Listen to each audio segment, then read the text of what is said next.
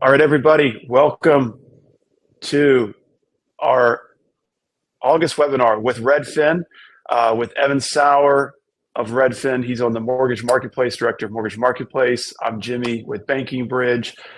Thanks for joining, and we're off to a hot start in August. Hopefully, everybody's business is picking up from the last couple of months. We're seeing on our side, from the Banking Bridge side, we're seeing more leads, close to 8,000 leads. We've converted this month, which will be the highest we've had in about 18 months. So feels like the market is shifting. Feels like we're getting a lot more refinance leads, probably 30%, almost 40% of our leads now are refi versus about 5% 30, 45 days ago. So a lot more opportunities out there. I wanted to bring in Evan to talk about what's available in Redfin. We always want to talk about lead options and what's available to lenders out there to participate, to buy leads, to be involved with Redfin. What do they have to offer you from a mortgage perspective? So, Evan, thanks for joining us, and give us a little bit of background about yourself and in your time at Redfin. Yeah, thanks for the intro, and thanks for having me, Jimmy. Excited to be here and meet some new folks. So myself, I joined Redfin about 3 years ago. I've been kicking around the mortgage space for about 15 years before that. Started my career on Wall Street, thinking about the capital markets side, so kind of one step removed from those capital markets folks who you argue about how to get your rates lower that you can offer to customers. And then I spent 5 years at a startup building a mortgage marketplace. Really did a lot of wholesale and dealing with kind of the non-QM sort of sectors. But got the opportunity to touch a lot of different parts of the business and underwriting in those pieces. And the right opportunity opened up at Redfin a few years ago. They were looking to start and grow a mortgage marketplace. And so that's the nut that I've been focusing on and trying to crack still. Lots of opportunity for us to grow. But Redfin has really this unique proposition of being this household name with consumers, but also having really a lot of different parts of the funnel from, the platform and the portal that we built, but also a full-scale brokerage, and combining those two pieces and the opportunity for the mortgage marketplace and lenders is to meet some of those customers, provided that folks can provide good service. So that's a little bit about myself. Great. And to provide everybody some context here on conversations. So Evan and I will be talking. There's a chat feature in the webinar. Feel free, put in your questions in chat. We'll stop maybe every 5 minutes and go through those questions. So those questions can be about opportunities, pricing, confusion, what is this? What is it? Maybe you had an experience with Redfin in the past. So feel free to drop those questions in and we'll stop in and answer that. The previous slide talks about you guys have 50 million visitors every month. Tell us a little bit about Redfin's mission, what's your driving force every day, and a little bit about the overall traffic there. Yeah, Redfin has been true to its mission ever since we started about 17 years ago. And that's, as it's stated here, to redefine real estate in the consumer's favor. And that carries through in any of the strategic decisions or any of the pieces that we do in the businesses that we run. That's led us to start with a listing portal, which we have today, and that's what most consumers think about when they think of Redfin. But it led us to also build a full-scale brokerage to serve those customers to make sure they're getting really good service. So that portal piece is obviously the part that most folks congregate to and think about. And one thing to just really clarify is that portal is built upon organic traffic, and why that matters is it's not paid traffic. It's coming from sources like Google and other ways where it's kind of a natural introduction for a user that's looking to start their home search. And so that's a really important point. Jimmy, you mentioned, the refi opportunity increasing a bit here is that's any refi is obviously welcome news to any of the folks on the call. Redfin will almost always remain in the purchase category. There's refi opportunities that we do have, but it's a much smaller percent of our overall volume. Folks that come to Redfin and folks that come to any of the portals are really looking to buy a home. They'll need to sell and they'll need to buy, and it's an opportunity for us and for other lenders to win over those customers really early. but it's much more of a purchase opportunity. It's one of the pieces that attracted me to Redfin to build a mortgage marketplace, because that purchase opportunity is enduring through market cycles. Mm. And so, while we saw refi dry up and, a lot of struggles in the industry, we continued to grow and, provide new customers for folks to meet and finance. So Redfin thinks about serving those customers, with high service quality lenders and high service quality, whether that be brokerage, whether that be title, whether that be, some other service, which we may grow. But we do really want to be keyed in on knowing how that customer's journey is going through. And so we think really carefully on the lenders that we want to partner with in the mortgage marketplace. Great.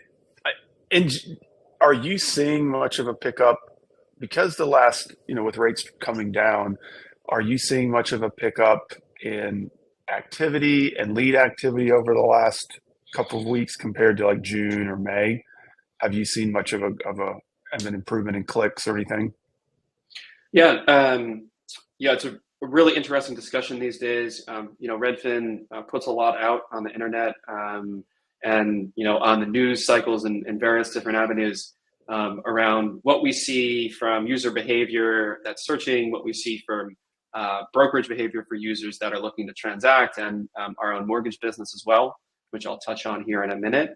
But May, June, and July was really a tough couple months for the industry. And so there was a lot of folks that, really stepped back. I think more and more individuals have felt like homeownership is a little more unobtainable, for them. And really that depends on different areas. August has been a bit of a relief from that standpoint. And so we've seen a slight uptick in home buying demand. We've seen more users that are clicking on entry points, that are looking to move through the funnel. And so I think that's reflected in some of the optimism we see with the partners that we work with as well. But I would say it's still at overall a much lower level. And so I describe it more as a bit of relief. And so we're going towards a better place. One thing that our CEO Glenn has been public in the news about is that it seems like folks are still somewhat reluctant in an election cycle and wondering kind of how things will shake out. And so I think some of the math has gotten a bit easier, but it's still kind of easing and thawing as opposed to, a big refi wave and a big new opportunity to, kind of a deluge of new customers coming in. Hopefully what that means is a little bit of margin expansion and a little bit of profitability for everyone in the industry. Yeah. I think we see kind of the same thing on our side. We'll talk about your relationship with Bay Equity. I know that happened a couple of years ago. Bay Equity Mortgage, tell us a little about that and what they service versus what a mortgage company that partners with you would service. Yeah, and we always aim to be very open with the folks that we work with. Because we have this full-scale brokerage, we decided to purchase and partner a full-scale lender to partner with that brokerage, and that was Bay Equity. Their DNA is a distributed retail lender. And so you can think about it when folks come to the site as they basically can go down two paths. If they go down the path of working with a Redfin agent, it's more likely that user will wind up working with Bay Equity. And we won't present the mortgage marketplace. It just creates user confusion. It doesn't help anyone, doesn't create leads that are closable and good opportunities for anyone. If they are not working with our Redfin agent, and then we'll present the mortgage marketplace to them through a couple different ways, which we'll get to in a few slides. But I think it's important to note that there are kind of these two paths, and they really don't cross over. I'm hard pressed to think of a portal these days or a lead buying source that doesn't have their own, kind of competing, but player in that platform that also participates side by side. And I think for anyone who's buying leads, you should feel some degree of comfort from the fact that there's been, some of the CFPB notices and FCC notices, which really requires that there's more fairness. But at the end of the day, you have to come on and test it and see how the leads perform. So it's really think that kind of that dual channel is really the way to think about it. Good. Thanks for clearing that up. And all right, so you've got some different options here for mortgage lenders, some different opportunities that they can participate in. So let's talk about those on this slide here. Yeah, so for early funnel customers, first-time home buyers, financing can be pretty confusing, and so we really aim to make sure that we're introducing really lenders who can offer a great experience to those users as they go through it. The opportunity is pretty large. We get about 200,000 clicks every month, and throughout places on our site for folks to connect to a lender. That goes through a funnel and generates about 15,000 leads. You'll see exclusive is in an asterisk here. We think it's important that we're not kind of double selling a lead to anyone. But of course, if you're not going to pick up the phone and talk to that user immediately, they will shop and they will look for someone else. And so it's really important that you can answer that user's question and get to them quickly. But we don't want to introduce multiple options to that user who is very early funnel, which is why we describe them as exclusive with an asterisk.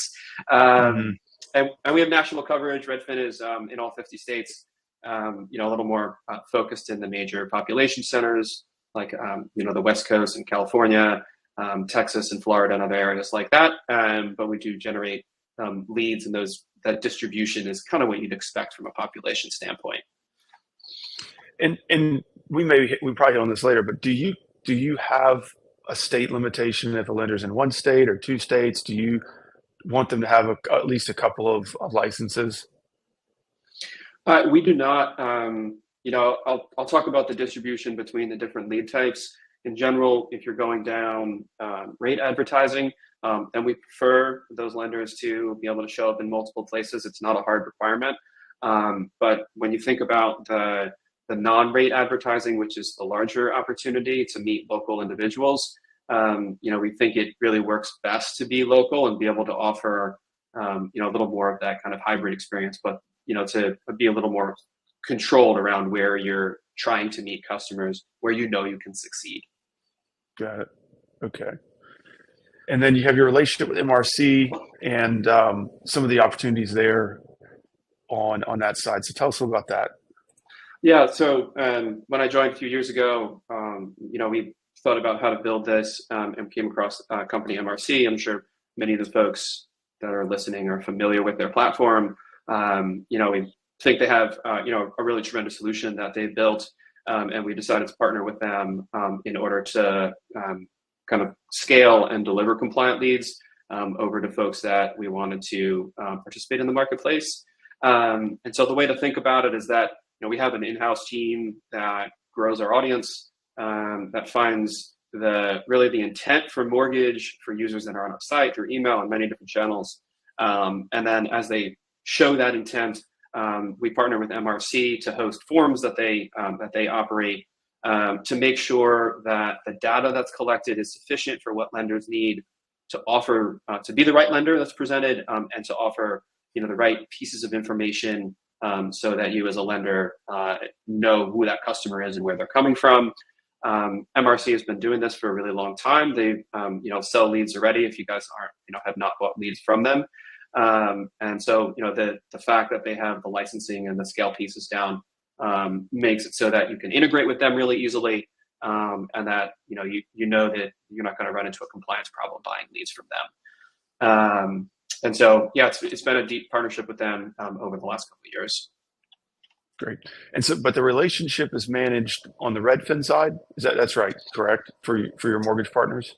That's right. And so that goes back to our earlier point around caring a lot around the user experience. And, we want to know firsthand, both from a data reporting side, but, also the insights that you may have around what's working or what's not to make sure, that the users on our site are having a really good experience. And so, we'll be the point person for any lender that comes on. And then MRC will make sure that the data gets delivered in the right time frame and to the right place, and with the utmost quality. Got it. Okay. So the different lead types, we'll start with your long form data and what is involved with that. Yep. And so, like I mentioned, really there's two main advertising types for participating in the marketplace. The long form data leads are going to come through they're really generated and begin when a user is on our site. They're going to be scrolling through a page. Many of those do come from an active listing. And so you can see on the right-hand side here, there's a picture of kind of the top part of an active listing. There's pictures. And when that user goes towards a place they're thinking about mortgage payment, they're thinking about how can I afford this home that looks so pretty and that I'd love to live in, affordability becomes a key component. And obviously that's where a lender comes in to figure out their financing options. And so those users will click through and they'll go through that form. Just some quick statistics. It is early funnel traffic at the end of the day. 25%, like you see them on here on the screen, 25% say they are 6 months or more away from buying. 80% have not picked an agent. And I find that there are kind of two reactions to that from a lender. One is, that's a frightening proposition to go through that process of trying to take a customer that's not close to closing today and getting them to the finish line. And the other approach is that it's your opportunity to win that customer over early and for life.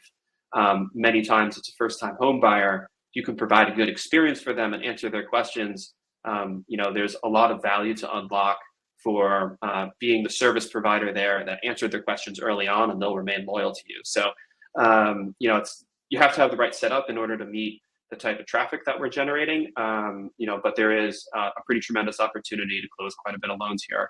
And then just costs, right? It's always a question of what would it take to get started here. And the average cost is about $40 per lead. We feel that that's very well priced given, the intent that we see, incredibly high contact rates. We've seen them be, 60 to 80%. Obviously a lot, that's big asterisks as it depends on your process and where you're meeting customers. But that carries through in the rest of the funnel. We look to price them based upon what's working and what's not. And it's lower as some of those characteristics change a little bit. Even as low as $350 for really lower credit or much smaller loan amounts.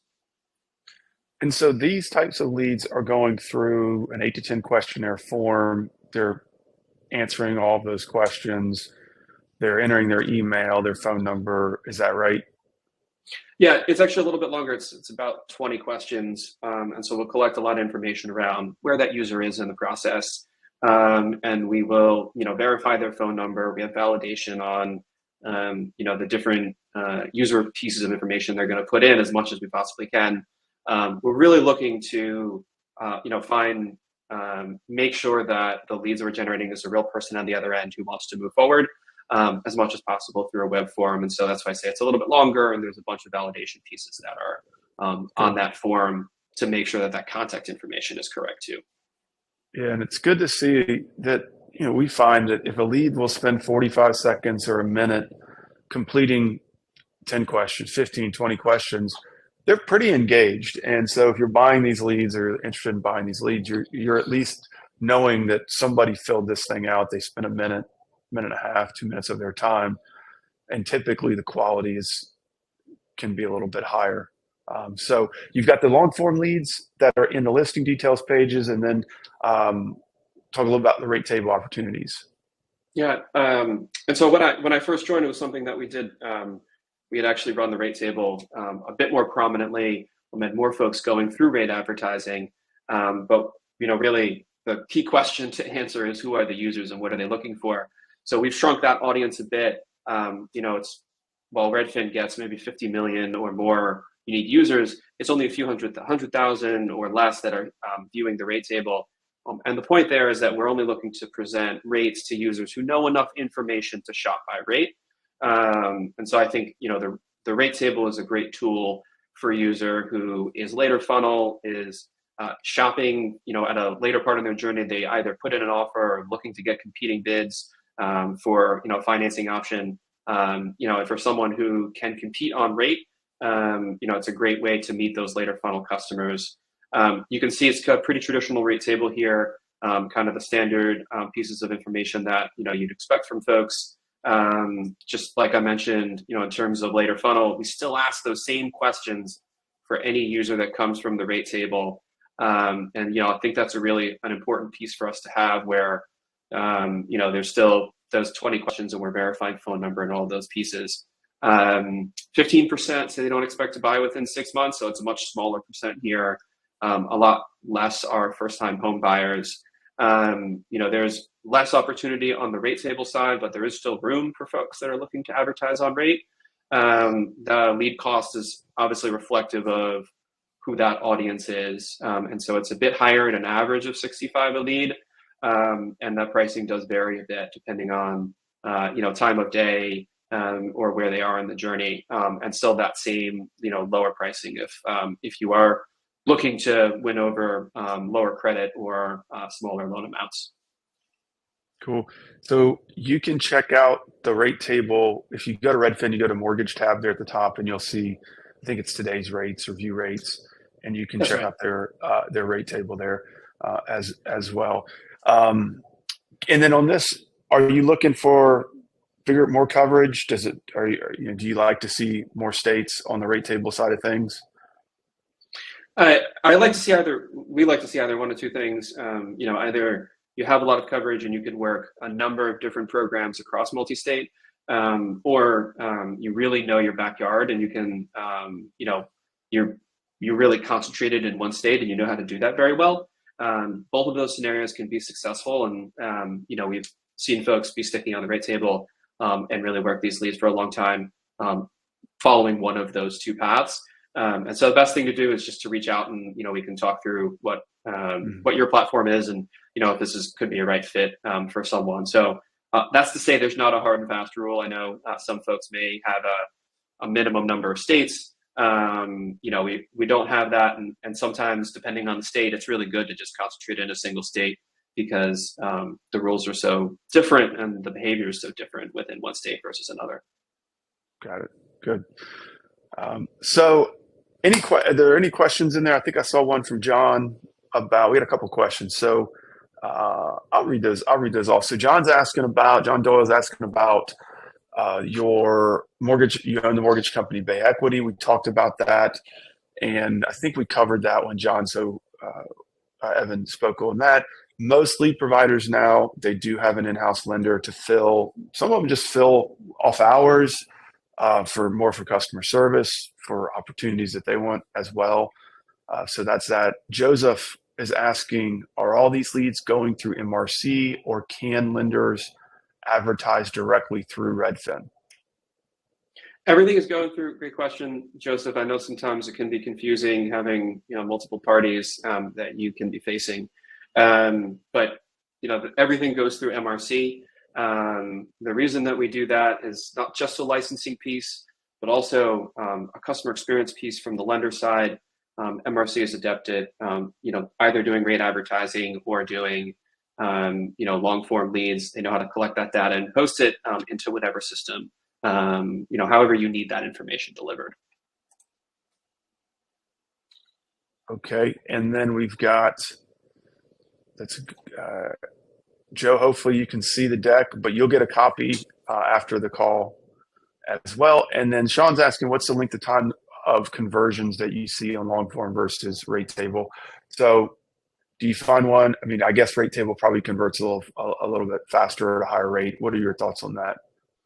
The part that I would just keep in mind is that Redfin mostly generates purchase opportunities. It'll be a little bit shorter on rate table. I would want to talk to you about what states and areas you're advertising in to give you a little feedback around the differences there.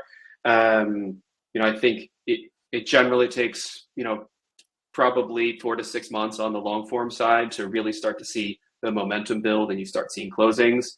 It's not hard to find kind of the average time to close that a user sees when they're trying to buy a new home. It is a little bit shorter on the rate table, but it is going to depend in kind of what areas you're focused on. And I would say the market has been. I mean, it's taken. If you had a guy that had a person that he had great credit and money to put down, it still might take him 9 months to find a house. I think that's going to change in the next few months. So probably the last 12 months, it's taken longer than historically it was the previous years when you're buying leads. We've got a couple more here. So let's see. Cost per lead that they see in long. Yeah, go ahead. Yeah, if I just interrupt, one other piece, just thinking about that time to close, one of the advantages of the rate table is that users will see your name. There's a little bit of brand advertising piece on there. And so to the Hmm. extent that you are working with Banking Bridge and you have some of those tools to really build confidence in that customer when they come to your own site, you get a little uptick in terms of traffic and closing for some of those customers that are really looking to transact immediately, and they may just go directly to your site. And so, love the tools that you built, Jimmy, to display rates and really make users feel like there's transparency and they want to move forward. Hmm. But that works really well on the rate table side. So just a piece to keep in mind that there's always a bit of a extra engagement that you get from having your Yeah. name on a place like a rate table.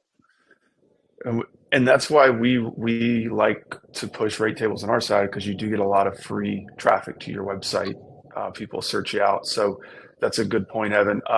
You've got canceled. You may not have to talk, but any controls on canceling contracts? Is there a long term contract? Is it short term? That was a question there. Yeah, great question. We aim to be easy to come on and try. Like you can see on here, it's a minimum monthly spend of 1,500. There's not a lengthy deposit, so it's easy to move on if it's not working for you.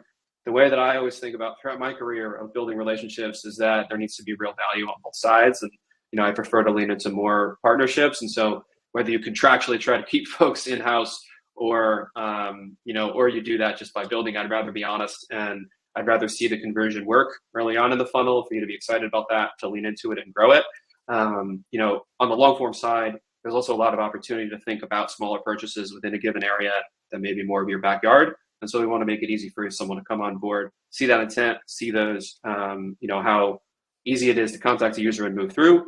And so that's an easy piece to get up and running with us. And it's a monthly spend, like I said, of only 1,500 Yeah, that's to great. start. And VA FHA, if someone wants to just purchase FHA or VA, do you have that ability? Uh, you can come on for VA. We don't have a ton of excess lead flow in terms of VA these days. On the FHA side, you can kind of think about the lower credit, cheaper options, and that can fit a little bit into an FHA side. If you're on the rate table, you can filter a little bit more than what's available on the long form side. So we don't open an FHA specific filter because we found that that's really confusing for consumers. They don't always know what an FHA loan really means. And so if that's really your target consumer, let's talk, and we'll see if there's a way that we can carve something out that fits into your kind of target profile a bit. Great. So Evans works with lots of different lenders. He sees a lot of different ways to convert leads to have success. So if you've got three keys that you see for success, talk about those and maybe one or two that come to mind about what a lender needs to have in place to really be successful. Yeah, I think the overarching theme that I talk about in terms of conversion is being more of a hybrid loan officer. And what does that really mean? That really means being able to meet customers independently of an introduction from a real estate agent and kind of having your own brand that you can use to leverage to create confidence from consumers and move them through and be able to recommend on the other side. If you're doing that, if you're meeting customers directly, not just from another party introducing you, you have to really have that kind of speed to lead. That's incredibly important. But it can't be a sorting mentality. It can't be, how do I just sort through every lead in order to find the lowest hanging fruit? It's got to be, how do I meet those customers quickly in order to serve them? And so that goes to the second point of being able to nurture that customer through that purchase process. And then as you think about kind of being a hybrid loan officer, the tools and the pieces that you need to be successful there, being able to think through that purchase arc as that user is going through that search and what are the things that they're going to need along the way. An agent is obviously one of them, but they'll want to lean on you as the provider of what do I need to do next in order to, put in a competitive offer on this home, win that home, get the best rate, get the best financing option. So I think that's where things are generally moving in the industry. And there's lots of technology solutions, AI solutions that are there to help with that first step. I know you guys have partnered with different folks, so talk to me if that's recommendations or areas that you're looking to do there, and we can help recommend some folks to help you fill out kind of those parts of the funnel. Yeah, I think speed on our side is speed to lead makes a huge difference. We just rolled out an AI SMS chat feature.